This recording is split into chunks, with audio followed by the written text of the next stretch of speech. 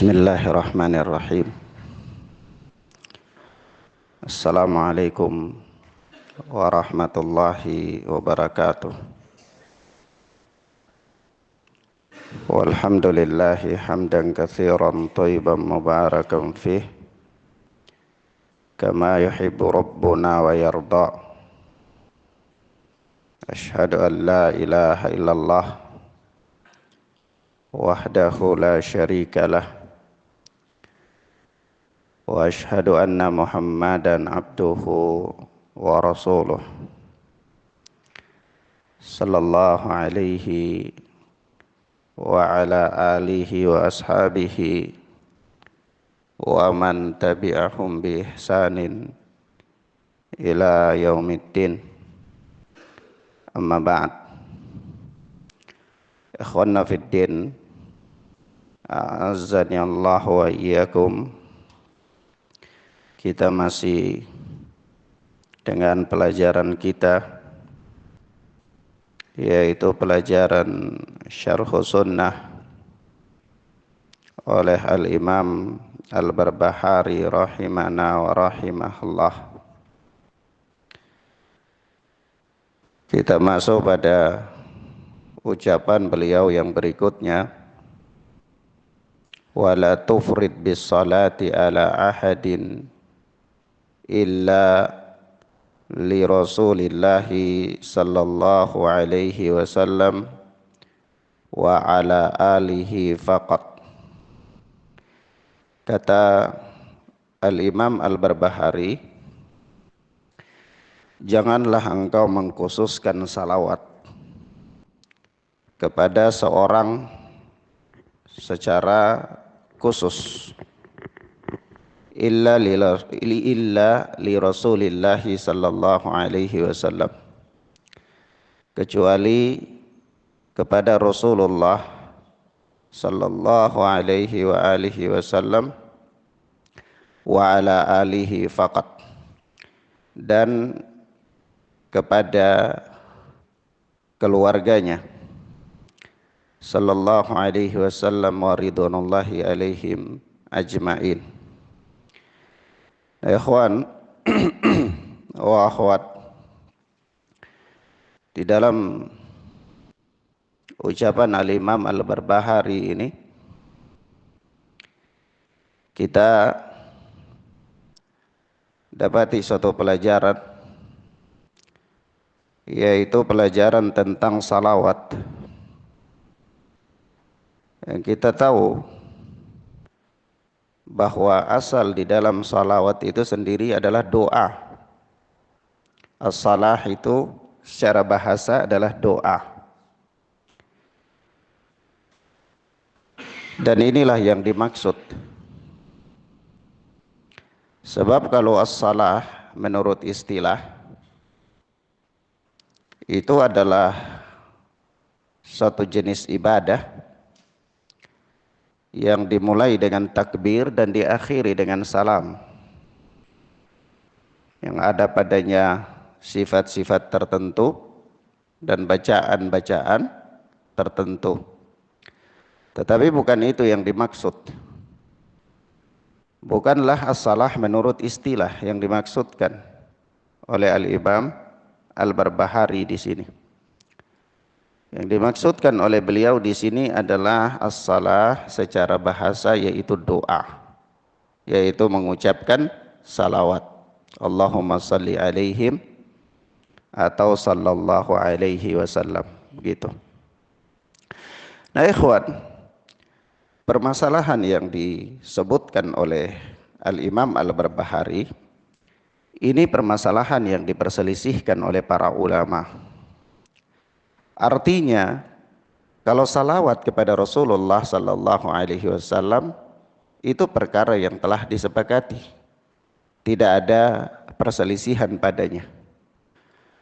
Adapun kalau kepada seseorang tertentu selain daripada Rasul sallallahu alaihi wasallam, maka para ulama berselisih pendapat. Misalnya seorang dia katakan Ali alaihi salatu wassalam, atau Umar sallallahu alaihi wasallam. Apakah boleh yang demikian? Maka ini perkara yang diperselisihkan oleh para ulama. Kalau yang dipegang oleh Al-Imam Al-Barbahari, ini adalah madhabnya jumhur, yaitu madhabnya Al-Imam Malik, Al-Imam Asy-Syafi'i, dan sebahagian daripada madhabnya Hanabilah, yang mengatakan salawat itu tidak boleh kecuali kepada Rasulullah sallallahu alaihi wasallam dan keluarganya saja. Kata alu itu kalau diucapkan secara terpisah, maka itu maknanya mencakup keluarga Rasul dan para sahabat Rasul. Misalnya sallallahu alaihi wa alihi wasallam. Maka kata alu di situ maknanya adalah kepada Rasulullah, keluarganya dan sahabatnya. Tapi kalau diucapkan secara terpisah, misalnya wa ala alihi wa ashabihi, disebutkan keluarga dan juga sahabat, maka yang dimaksudkan dengan alu di situ adalah kerabat Rasul sallallahu alaihi wasallam saja. Baik. Sampai di sini paham, ikhwan? Paham ya? Baik. Nah, perkara yang diperselisihkan oleh para ulama adalah perkara menyebutkan salawat kepada selain daripada Rasulullah dan keluarga beliau. Sebagaimana telah ana katakan bahwa masalah ini adalah masalah khilaf. Jumhur ulama berpendapat sebagaimana pendapat yang dipegang oleh Al-Imam Al-Barbahari di sini. Adapun sebahagian Hanabilah, pendapat daripada pendapat Al-Imam Ahmad dan orang-orang yang mengikuti beliau dari kalangan Hanabilah, itu mereka mengatakan boleh. Di antaranya adalah sebagaimana Allah Subhanahu wa taala berfirman dalam surat At-Taubah, "Khudh min amwalihim sadaqatan tutahhiruhum wa tuzakkihim biha wa salli alaihim." Yaitu ambillah dari mereka, orang-orang kaya itu, apa? Harta mereka sebagai bentuk sedekah, zakat, yang dengan zakat itu tutahhiruhum wa tuzakkihim biha wa salli alaihim. Syahidnya adalah wa salli alaihim. Nah, sebab itu Rasulullah sallallahu alaihi wasallam sebagaimana datang dalam hadis Bukhari dan Muslim, disebutkan ketika keluarga Abu Aufa datang membawa zakat mereka kepada Rasulullah, itu beliau mengamalkan ayat ini dengan beliau mendoakan Allahumma salli ala ali Abi Aufa. Ya, Rasulullah bersalawat kepada keluarga Abu Aufa. Nah, begitu pula datang dalam beberapa riwayat yang lain. Maka dengan dalil inilah Al-Imam Ahmad dan sebahagian para pengikut Imam Ahmad, yaitu Hanabilah, mereka berpendapat hal ini asalnya boleh. Asalnya apa? Boleh. Tetapi keluar dari itu semua ya ikhwan, seandainya pendapat yang kita pegang dan kita kuatkan adalah pendapat yang mengatakan boleh, permasalahannya adalah kenapa Al-Imam Al-Barbahari menyebutkan permasalahan ini di sini, dan bahkan permasalahan salawat dimasukkan oleh beliau dalam kitab akidah, pembahasan akidah.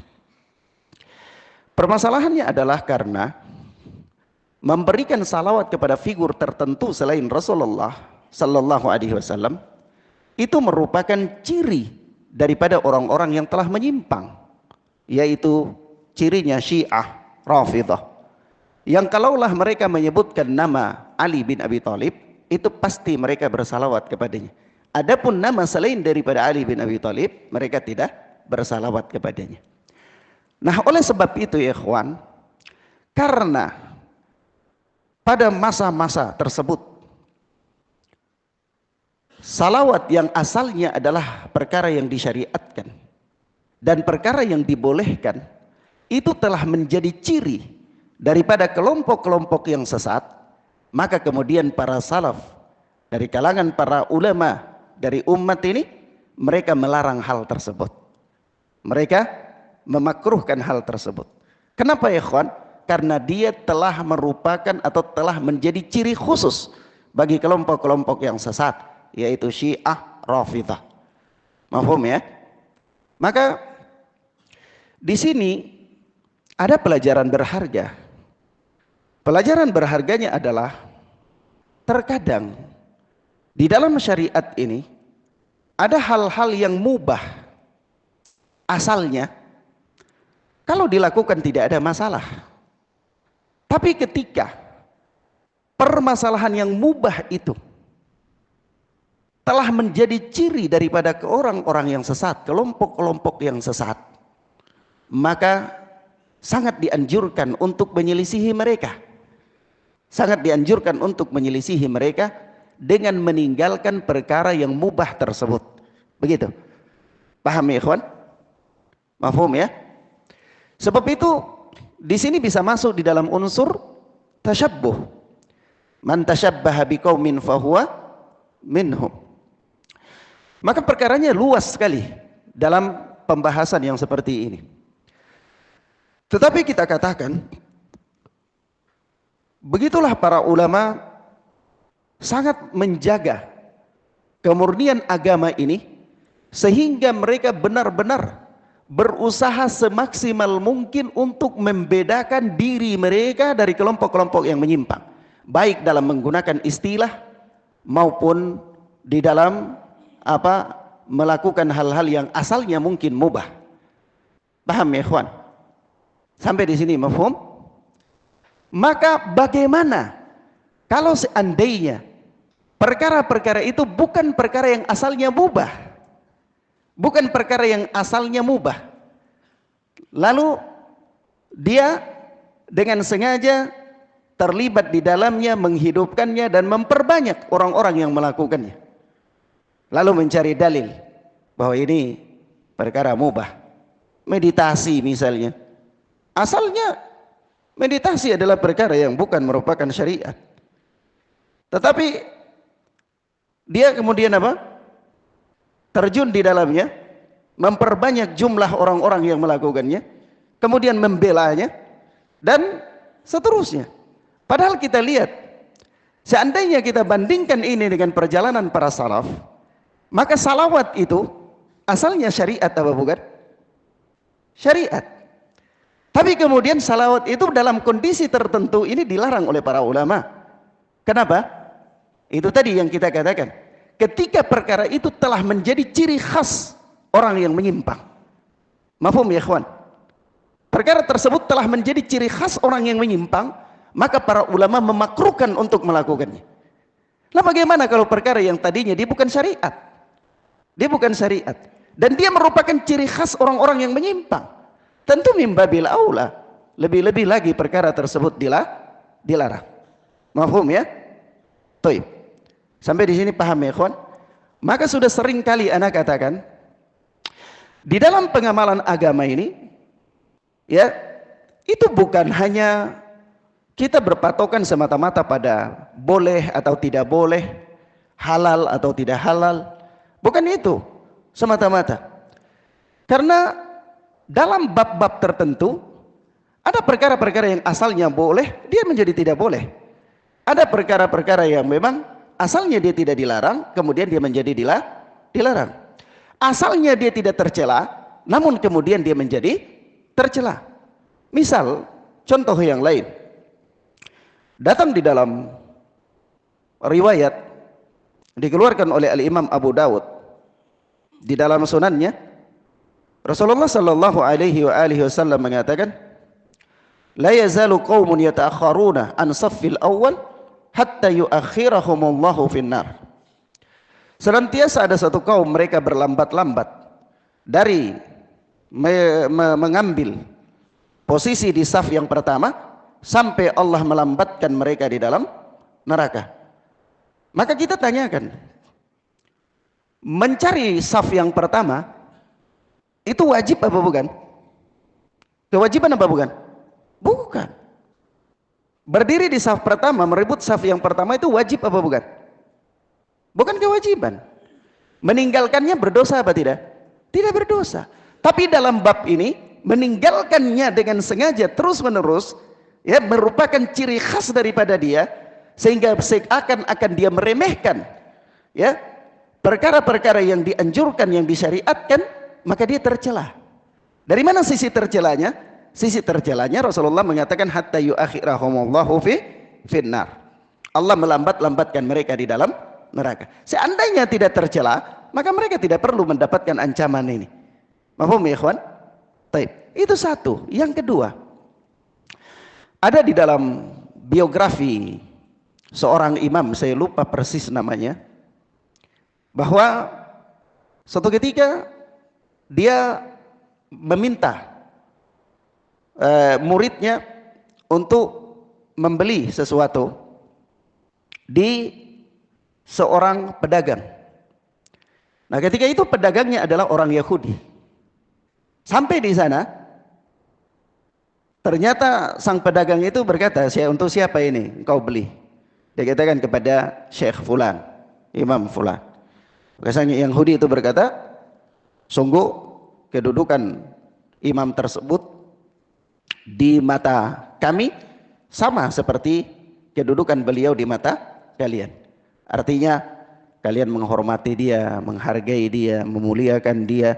Itu sama dengan kami orang-orang Yahudi pun menghormati dia, memuliakan dia, menghargai dia dan seterusnya.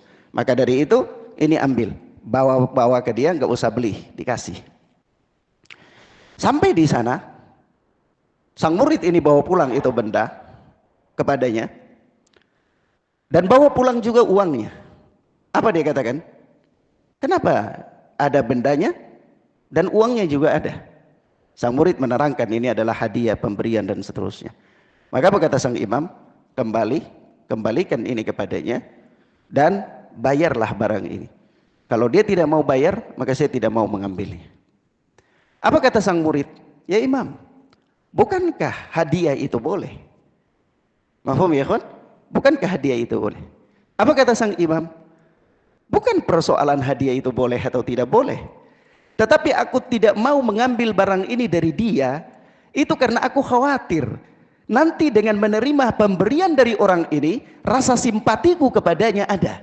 Karena rasa simpati kepadanya ada, maka akan timbul rasa cinta. Sementara Rasulullah mengatakan almar'u ma'aman ahabba, seseorang bersama dengan siapa yang dia cintai. Maka aku tidak mau rasa cinta itu ada kepada seorang Yahudi. Nah, mafhum ya ikhwan? Maka kita katakan di sini, sekali lagi anak katakan ya ikhwan, bahwa saya kadang-kadang dengar suara ini sering berubah-berubah, kadang bagus, kadang gaung. Ya, jadi saya kalau gaung itu kadang-kadang paus, saya menyampaikan sesuatu kurang enak karena saya dengarnya taib. Nah, jadi di sini ya ikhwan, kalau kita bicara tentang hukum hadiah, pemberian, maka pemberian itu halal apa enggak? Halal. Lawang Rasulullah pernah menerima hadiah dari wanita Yahudi, daging yang diracun lagi. Daging yang diracun lagi. Rasulullah menerima hadiah. Tapi sang imam ini menerima hadiah apa tidak? Dia tidak mau menerima hadiah. Kenapa? Itu alasannya tadi.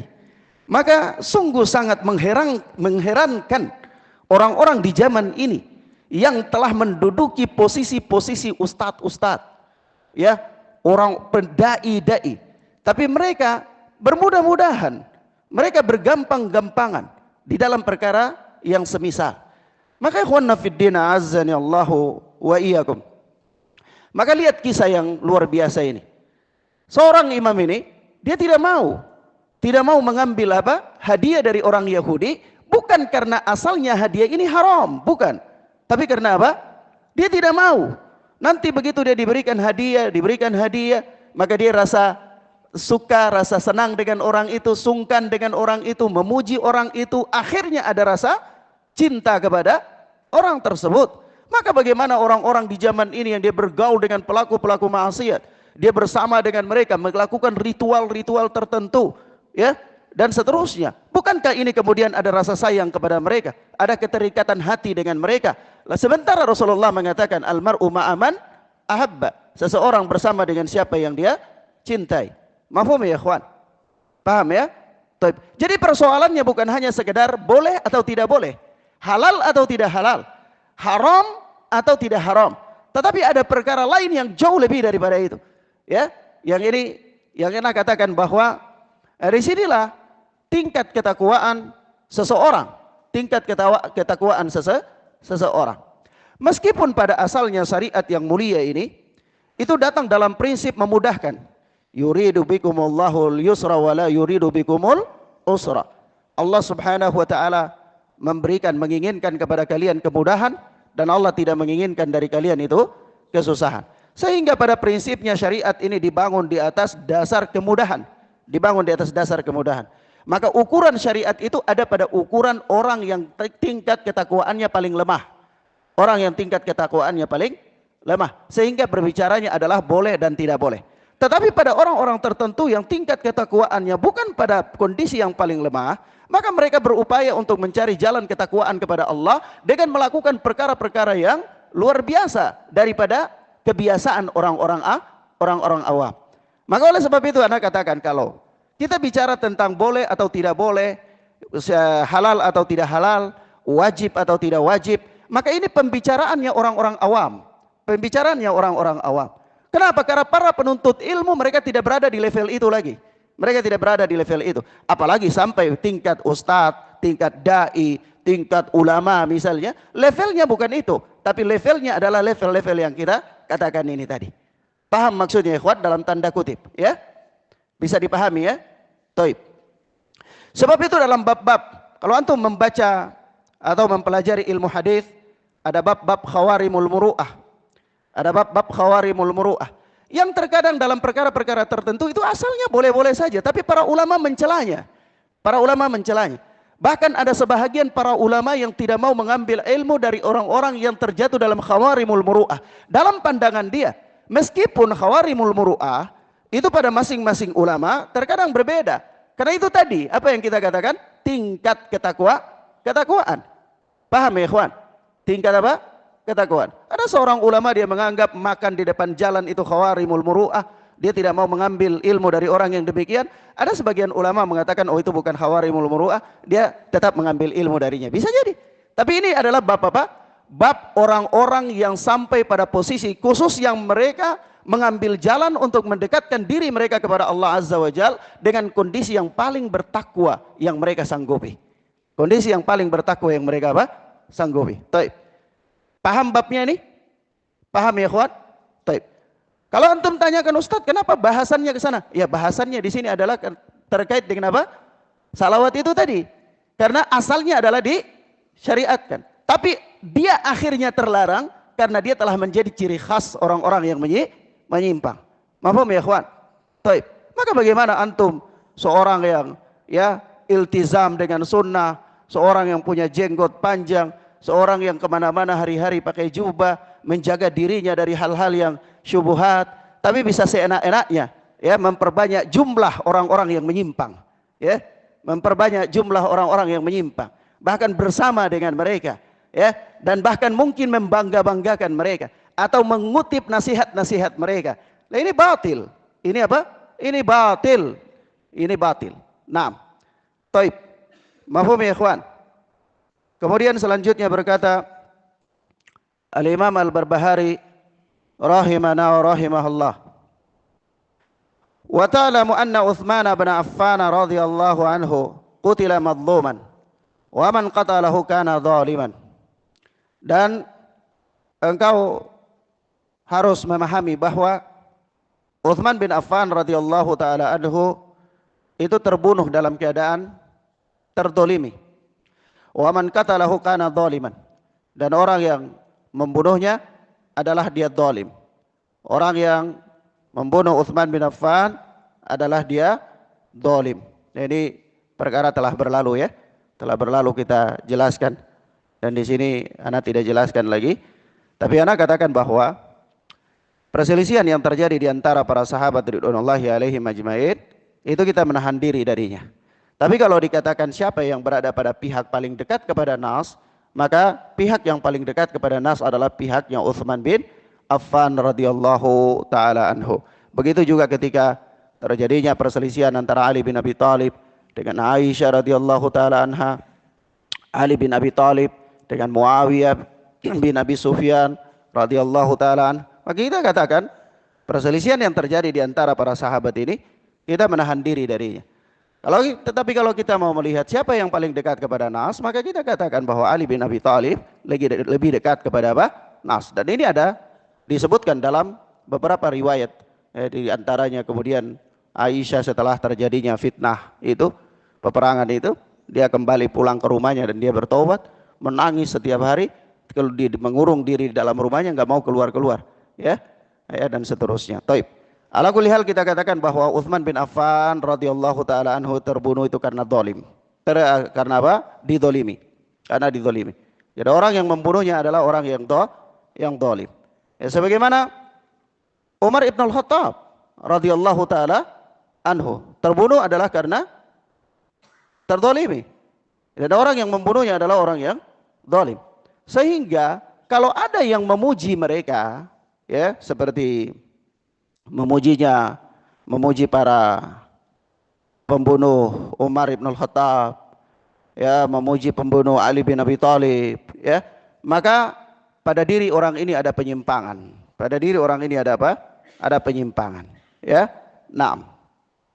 Wa man aqarra biha wa man aqarra bima fi hadzal kitab wa amana bihi wattakhadahu imaman wa lam yashqa fi harfin minhu walam yajhad harfan wahidan fahuwa sahibu sunnah wa jamaah kamilun qad iktamalat fihi jamaah. Ini kayaknya kalau antum lihat di sebagian cetakan kayaknya beda, apa lafaz ini kayaknya ada beda. Iya, beda ya. Iya, naam, itu beda di situ. Itu tahqiqnya Syekh Ad-Dadi kayaknya, ya. Naam. Tapi ikut di ana ya, jangan ikut yang ana baca ya, yang punya ana. Punya antum juga benar, tapi ana nggak bisa ikut antum punya, ana nggak lihat. Ya, antum harus ikut yang ana, karena ana yang baca di sini. Ya. Ada footnote-nya. Naam. Taib diterangkan oleh Syekh Ad-Dadi di bawah itu di footnote-nya itu. Az-Zumaiji juga ada disebutkan. Taib. Ala kulli hal, kata Imam Al-Barbahari, "Faman aqarra bima fi hadzal kitab wa amana bihi wattakhadahu imaman." Barang siapa yang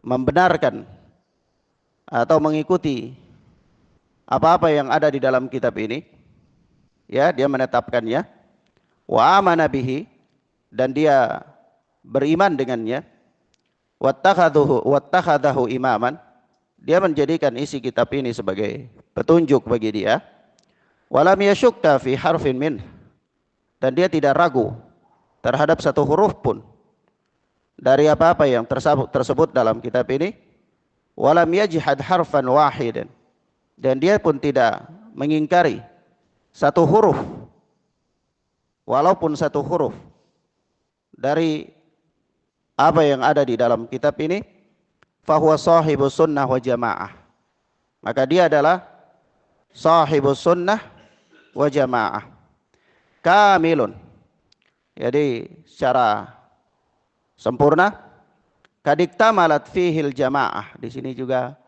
dalam sebagian cetakan mungkin beda lafaz ya, di situ di kamulat. Nah, sama aja maknanya ya. Kadiktamalat fihil jamaah, maka telah sempurna pada dirinya jamaah. Wa man jahada harfan mimma fi hadzal kitab.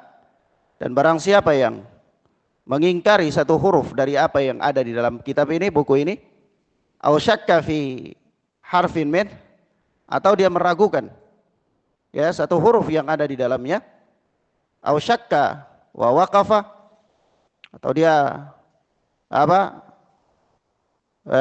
tawakuf, dia tidak punya pilihan, ini dia benar apa enggak begitu terhadap isi kitab ini, fahuwa sahibu hawa, maka dia adalah pengikut hawa nafsu.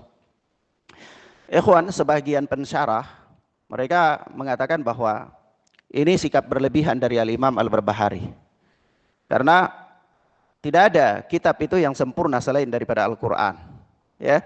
Jadi kalau kita lihat Imam Al-Barbahari dalam ucapannya ini, seolah-olah kitab beliau ini adalah kitab yang sempurna, ya. Sebagaimana ini juga dikritik oleh Syekh Ahmad An-Najmi, ya, rahimana wa rahimahullah, di dalam syarah beliau terhadap Syarh Sunnah ini, Irsyadus Sari, ya, judulnya, yaitu beliau mengkritik kalimat Al-Imam Al-Barbahari ini. Namun kita katakan ya ikhwan, tentunya apa yang dikatakan oleh Al-Imam Al-Barbahari dengan pembahasan yang paling indah adalah bahwa ini bukan tazkiyah terhadap isi kitab beliau ini, bahwa menolak satu huruf di dalamnya saja dianggap menyimpang, bukan. Tetapi beliau ingin mengucapkan secara umum bahwa perkara-perkara yang disebutkan oleh beliau di dalam kitab ini adalah perkara akidah yang telah disepakati oleh Ahlus Sunnati wal Jamaah. Mafhum ya ikhwan? Perkara yang telah disepakati oleh Ahlus Sunnati wal Jamaah dalam permasalahan akidah. Sehingga barang siapa yang menentangnya berarti dia menentang akidah Ahlus Sunnati wal Jamaah. Barang siapa yang ragu-ragu terhadapnya berarti dia telah ragu-ragu terhadap perkara akidah yang telah disepakati oleh Ahlus Sunnati wal Jamaah. Dengan demikian maka dia dikatakan sesat dan menyimpang. Itu yang dimaksudkan. Itu yang yang dimaksudkan. Dan itu penjelasan yang paling baik. Karena tidak mungkin Al-Imam Al-Barbahari memberikan tazkiyah kepada kitabnya sebagaimana kepada Al-Quran. Tidak mungkin. Ya, tidak mungkin. Karena tidak ada kitab yang paling benar di bawah kolong langit ini selain daripada Al-Quran. Selain daripada Al-Quran. Naam. Baik, maka secara jumlah ya ikhwan, secara jumlah artinya barang siapa yang berakidah dengan permasalahan-permasalahan akidah yang disebutkan oleh Al-Imam Al-Barbahari di dalam kitab beliau ini, yang merupakan kesepakatan Ahlus Sunnati wal Jamaah, dan mereka telah menjadikannya sebagai pembeda antara Ahlul Haq dan Ahlul Batil, maka dia dikatakan sahibus sunnah atau dia Ahlul Haq. Ketika dia bertentangan dengannya, dia mengingkarinya atau dia menyelisihinya, perkara-perkara akidah yang telah disepakati ya oleh para imam-imam, yaitu merupakan akidah Ahlus Sunnati wal Jamaah, maka dia dikatakan sahibul hawa. Naam. Baik, paham maksudnya? Paham maksudnya ya? Sebab kalau kita katakan poin-poin sampai pada huruf, maka di dalam Syarh Sunnah ini ada poin-poin yang memang dibangun di atas nas yang lemah. Seperti apa? Seperti semua nabi itu punya telaga kecuali Nabi siapa? Nabi Saleh. Telaganya Nabi Saleh itu apa? Menurut Imam Al-Barbahari, untanya. Iya. Unta Nabi Saleh itu unta bagaimana? Unta Nabi Saleh itu unta yang lahir dari batu. Unta yang lahir dari apa? Batu. Jadi Al-Imam Al-Barbahari mengatakan seluruh nabi itu, semua nabi itu punya telaga kecuali Nabi Saleh. Telaganya Nabi Saleh itu adalah untanya. Ini tidak dibangun di atas nas. Ya, tidak dibangun di atas nas. Maka kita katakan kalau kalimat per kalimat, maka ini memang ada kritikan-kritikan. Tapi bukan itu yang dimaksud oleh Al-Imam Al-Barbahari. Yang dimaksudkan adalah secara umum terkumpul dalam kitab beliau ini akidah yang telah disepakati merupakan akidah ashabul hadis, akidah ahlul haq, yang barang siapa menetapinya berarti dia berada di atas al-haq. Barang siapa yang menyelisihinya berarti dia berada di atas al-batil. Nah, begitu maksudnya. Baik. Paham ya ikhwan? Nah. Kemudian Selanjutnya berkata Imam Al-Barbahari, "Wa man jahada aw syakka fi harfin minal Qur'an aw fi syai'in jaa'a an Rasulillah sallallahu alaihi wasallam, laqiya Allah ta'ala mukadziban, fattaqillaha wahdar wa ta'ahad imanak." Yani barang siapa yang mengingkari atau ragu terhadap satu huruf saja dari Al-Quran atau terhadap sunnah yang sahih dari Nabi sallallahu alaihi wasallam, laqiya Allah ta'ala mukadziban, niscaya dia akan bertemu dengan Allah sebagai orang yang apa? Pendusta. Jadi dia mendustakan Al-Quran dan mendustakan sunnah Nabi sallallahu alaihi wasallam. Fattaqillaha, maka dari itu bertakwalah kepada Allah, wahdar wa ta'ahad imanak, ya, waspadalah dan jagalah keimananmu, jagalah imanmu. Naam. Ikhwan wa akhwat, a'azzani Allah wa iyyakum. Ya, ini perkara yang ma'ruf ya. Kalau Al-Qur'an, dzalikal kitabu la raiba fihi hudal lil muttaqin ya. Al-Qur'an itu tidak ada keraguan padanya sedikit pun. Begitu juga Allah Subhanahu wa taala berfirman dalam banyak ayat ya. Syahrul Ramadan alladzi unzila fihi al-Qur'an hudal lin-nas wa bayyinatin minal huda dan seterusnya. Itu adalah menunjukkan kepada kita bahwa dan ayat-ayat yang semisal Al-Quran itu berisi kebenaran secara mutlak seluruhnya. Sehingga barang siapa yang menentang satu ayat saja atau bahkan mengingkari satu huruf saja dari Al-Quran, maka dia berada dalam kesesatan. Dia berada dalam apa? Kesesatan. Mengingkari satu huruf. Berbeda ya, kalau nanti antum lihat Ustadz, tapi kadang-kadang di dalam bacaan-bacaan ada yang dibaca dengan hurufnya, ada yang hurufnya ada tapi boleh juga tidak dibaca ya, seperti apa namanya, Maliki Yaumiddin yani bil alif, ada juga Maliki Yaumiddin bidunil alif ya, dengan alif dan tanpa alif. Itu bukan berarti mengingkari, bukan itu yang dimaksud. Paham ya ikhwan? Paham maksudnya ya? Bukan itu yang dimaksud.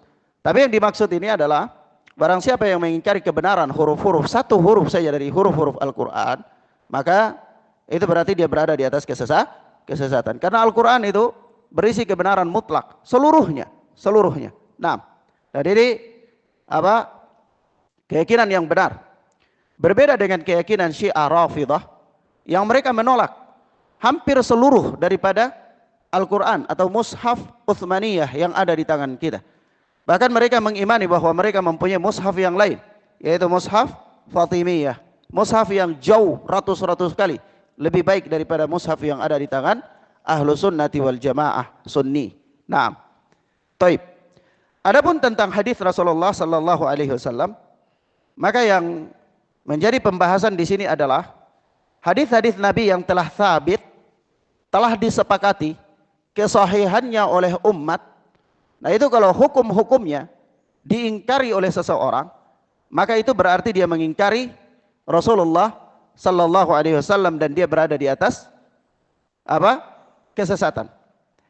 Namun jika pada sebahagian hadis yang memang masih terjadi perselisihan di antara para ulama tentang kesahihannya, lalu seseorang dia menolaknya karena dia menganggapnya dhaif, misalnya dari ilmu riwayat, ilmu sanad dan seterusnya, maka ini bukan yang dimaksud.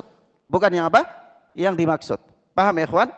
Karena ada sekian banyak hadis. Kalau antum ya belajar ilmu hadis, disiplin ilmu hadis, maka ada banyak hadis sekali yang para ulama itu berbeda dalam menghukuminya. Terkadang antum dapati seorang ulama mensahihkannya, antum dapati ulama yang lain mendhaifkannya, ya. Bahkan hal yang demikian ya tidak tanggung-tanggung. Bahkan ada di dalam Sahih Bukhari, ada di dalam Sahih Muslim, ada sebagian hadis yang dikritiki oleh para imam-imam. Artinya apa? Artinya kalau kita lihat dari skala umum, ya, kebenaran dan kemurnian sebuah kitab, maka tidak ada yang lebih benar dan lebih murni daripada Al-Quran. Hatta kitab-kitab sahih yang mungkin telah disepakati oleh para ulama secara umum, itu pun dalam perkara-perkara tertentu diperselisihkan oleh para ulama. Maka hadis-hadis yang masih diperselisihkan oleh para ulama tentang kesahihannya, sebagian mensahihkannya, sebagian mendhaifkannya, itu perkara ijtihadiyah. Itu perkara apa? Ijtihadiyah. yang apabila orang dia menolaknya, ya, karena dia punya ilmu tentang itu, dia mempelajarinya, mendalaminya, dan dia meyakini karena hadis itu dhaif lalu dia menolaknya, dia tidak beramal dengannya, maka itu bukan yang dimaksud dalam pembahasan Al-Imam Al-Barbahari ini. Paham ya?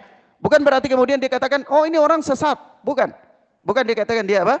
Sesat. Kenapa? Karena permasalahannya masih berada dalam lingkup apa? Al-ijtihadiyah. Iya. Paham ya, ikhwan? Jadi di sini pesan dasar yang ingin ana sampaikan bahwa di dalam pensahihan dan pendhaifan hadis itu sebahagiannya adalah ijtihadiyah. Sebagiannya apa ya, ikhwan? Ijtihadiyah. Sehingga antum jangan heran kalau nanti ada sebuah hadis telah sampai kepada antum, telinga antum mungkin selama ini dia sahih, kemudian suatu seketika antum mendapati oh ternyata hadis ini dhaif. Maka jangan heran. Jangan heran. Kemudian jangan menjadikannya sebagai bahan perdebatan sampai hari kiamat. Jangan. Atau sampai kemudian menimbulkan apa? Kebencian, menimbulkan saling menyesatkan di situ. Jangan.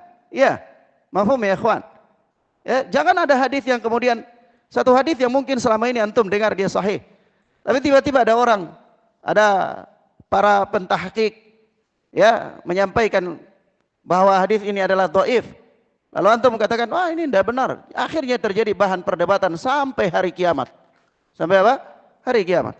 Maka kita katakan, perselisihan-perselisihan tentang sahih dan dhaifnya hadis itu sudah ada sejak zaman dulu kala. Sudah ada sejak zaman dulu kala. Maka kembali kepada ketakwaan antum. Kalau seandainya seorang dia mempelajarinya dengan seksama, dia mendengarkan penjelasan-penjelasan tentang sahihnya atau dhaifnya, lalu dia meyakininya, dia meyakini salah satu dari itu, maka ini perkara yang tidak ada masalah padanya. Tidak ada masalah. Kecuali perkara yang telah diijma'kan oleh para ulama, lalu dia menyelisihinya mungkin. Itu yang tidak boleh. Paham ya, ikhwan? Mafhum ya? Karena itu tadi, kenapa? Karena sebahagian besar perkara hadis, pendhaifan dan pensahihan hadis itu ijtihadiyah. Antum kalau baca keterangan ahli tahqiq terhadap hadis, baca keterangan Fuad Abdul Baqi, baca keterangan Syuaib Al-Arnaud, Abdul Qadir Al-Arnaud, baca keterangan Al-Imam Albani rahimahullah terhadap hadis, itu nanti antum dapatkan mereka berselisih pendapat. Mendapatkan juga misalnya antum baca tahqiqnya, penjelasan-penjelasan Ahmad Syakir terhadap hadis, ya. Beliau ini disahihkan oleh Syekh Syuaib Al-Arnaud. Loh kok ini didhaifkan oleh hadis yang sama didhaifkan oleh Syekh Albani misalnya. Atau hadis yang sama disahihkan oleh Syekh Albani tapi Syekh Ahmad Syakir mengatakan dia dhaif. Itu perkara yang apa? Maklum di kalangan para penuntut ilmu. Karena dia tadi apa? Anak katakan dia tadi apa, ya ikhwan? Perkara ijtihadiyah. Jadi di sini antum jangan apa? Jangan terlalu ekstrim. Jangan terlalu jumut. Karena di dalam perkara ini adalah perkara ijtihadiyah. Sebagian besarnya adalah perkara ijtihadiyah. Mafhum ya, ikhwan? Nah, ini bukan yang dimaksud. Tapi kalau yang dimaksud oleh Al-Imam Al-Barbahari ini adalah hadis-hadis Nabi yang telah sahih disepakati, ya, lalu sengaja menentangnya karena dia punya pilihan lain. Atau dia tidak mau beramal dengannya. Hukum-hukum yang telah sahih datang di dalam nas-nas, lalu dia tidak mau beramal dengannya. Dia menyelisihinya, dia memilih jalan yang lain. Maka ini yang dimaksud. Maka orang ini dia adalah berada di atas kesesatan. Mafhum ya, ikhwan? Dia berada di atas apa? Kesesatan, dan dia akan berjumpa dengan Allah sebagai seorang yang pendusta. Ya, ini orang yang ya memang mengingkari, ya, mendustakan kebenaran baik dalam Al-Qur'an maupun dalam hadis. Ini apa ya, ikhwan, ya? Berkaitan dengan hukum-hukum juga begitu, ya. Ada hukum-hukum yang dia merupakan perkara ijtihadiyah, ya. Katakanlah seperti seperti apa? Kewajiban cadar misalnya.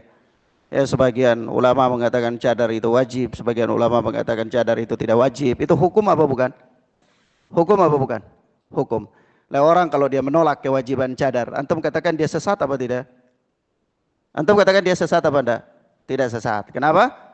Karena ini perkara yang perselisihkan oleh para ulama, ini perkara ijtihadiyah. Tapi kalau dikatakan mana yang kita mau beramal dengannya, ya beramal dengan skala yang paling mendekatkan antum kepada ketakwaan kepada Allah. Ya. Beramal dengan apa? Perkara yang paling mendekatkan kepada ketakwaan kepada Allah. Paham ya, ikhwan? Naam. Oleh sebab itu kalau seperti Imam Albani saja, yang beliau tidak mewajibkan cadar, tapi itu keluarga beliau bercadar. Ya. Sehingga ada yang dikatakan kepada beliau begini, beliau itu pernah dikritik, ya Syekh, apa ketakwaanmu mengalahkan fatwamu. Ketakwaanmu mengalahkan fatwa. Artinya fatwa Syekh Albani itu bukan cadar, itu bukan apa? Bukan wajib. Tapi karena ketakwaannya, keluarganya itu apa? Bercadar. Jadi yang anak katakan tadi, masalah ya, kalau boleh dan tidak boleh itu amalan orang awam. Ya, para penuntut ilmu, para dai, orang-orang yang mendekatkan dirinya kepada Allah, itu level amalan mereka bukan di situ lagi. Level amalan mereka adalah mencari yang paling dekat, yang paling mendekatkan mereka kepada Allah, yang paling bertakwa, sesuai dengan kemampuan mereka. Paham ya, ikhwan? Paham ya sampai di sini ya? Baik.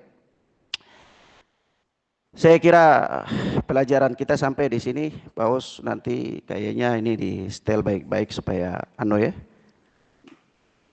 Saya kadang-kadang sudah dengar bagus, tapi nanti besok lagi dengar berubah lagi. Kadang-kadang 2 hari dengar berubah lagi. Jadi kalau sudah baik 1 kali ya jangan dirubah-rubah lagi, kecuali dia rusak, ya itu baru dirubah lagi. Ya. Nah kadang-kadang saya dengar sudah baik, tapi nanti siang-siang ada yang tes lagi, tes. Besoknya saya pakai, sudah nggak bagus lagi. Jadi jangan terlalu banyak tes. Ya. Nah, udah kalau sudah 1 kali bagus ya sudah, kecuali dia berubah, mungkin ada jin yang rubah dia, mungkin ya itu lain lagi ya. Kalau dia tidak berubah insya Allah ya, supaya soalnya minta maaf saya pribadi ya, saya tidak tahu kalau Ustadz Derma mungkin beda ya. Kalau saya pribadi, kalau saya ngomong, saya dengar tuh saya tidak konsen. Jadi kalau lihat saya ngomong terlalu cepat-cepat ya itu saya tidak konsen.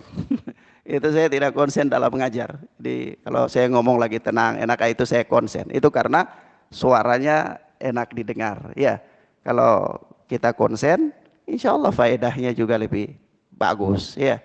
Nah, wallahu a'lam bissawab. Hadanallahu wa iyyakum wa barakallahu fikum.